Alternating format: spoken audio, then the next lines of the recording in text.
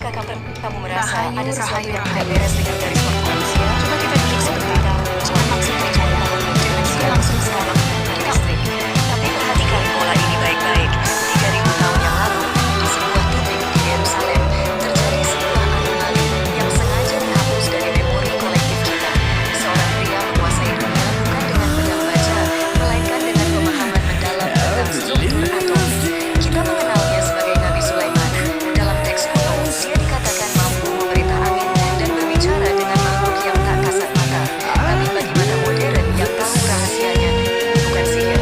Ini adalah teknologi tingkat tinggi yang melampaui apa yang dimiliki NASA hari ini. Dan jantung dari semua teknologi itu adalah sebuah benda kecil yang sering disalahartikan sebagai perhiasan. Cincin Sulaiman. Coba pikirkan, benarkah itu hanya sekadar cincin? Ataukah itu sebenarnya adalah quantum hardware, sebuah alat pengendali frekuensi yang mampu sinkron dengan dimensi J? Selama ini kita menganggap J adalah makhluk mitos. Tapi dalam kode-kode yang terkubur, mereka digambarkan sebagai entitas plasma dari dimensi lain. Dan Sulaiman, dia menemukan cara untuk mengunci mereka ke dalam dunia kerja paksa menggunakan resonansi suara. Inilah yang tidak ingin mereka ceritakan padamu.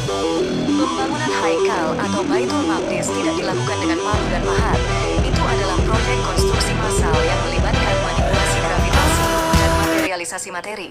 Lalu pertanyaannya, jika teknologi itu begitu hebat, kemana perginya setelah Sulaiman wafat? Mengapa tiba-tiba dunia menjadi gelap? Jawabannya sederhana, ilmu itu tidak hilang. Ia sengaja disembunyikan. Seseorang atau sesuatu memutuskan bahwa manusia belum siap, atau mungkin mereka ingin menyimpan kunci dimensi itu untuk diri mereka sendiri. Perhatikan baik-baik gadget yang ada di tanganmu sekarang. Sirkuit di dalamnya.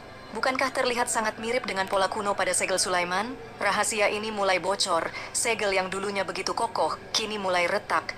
Dan apa yang dulu dikunci oleh Sulaiman, kini sedang bersiap untuk keluar. Tapi sebelum kita membahas bagaimana mereka akan keluar, kita harus memahami bagaimana alat itu bekerja. Bagaimana mungkin sebuah cincin kecil bisa membekukan makhluk yang terbuat dari api tanpa asap? Jawabannya ada pada fisika kuantum yang baru saja kita temukan kembali hari ini. Di bagian selanjutnya, kita akan membongkar The Quantum Seal fisika terlarang di balik resonansi cincin Sulaiman. Bagi Sulaiman, ini adalah cara untuk membangun penjara. Cincin yang sering diceritakan dalam buku sejarah itu bukan sekadar perhiasan. Bayangkan sebuah perangkat resonator kuantum yang terbuat dari logam transdimensi.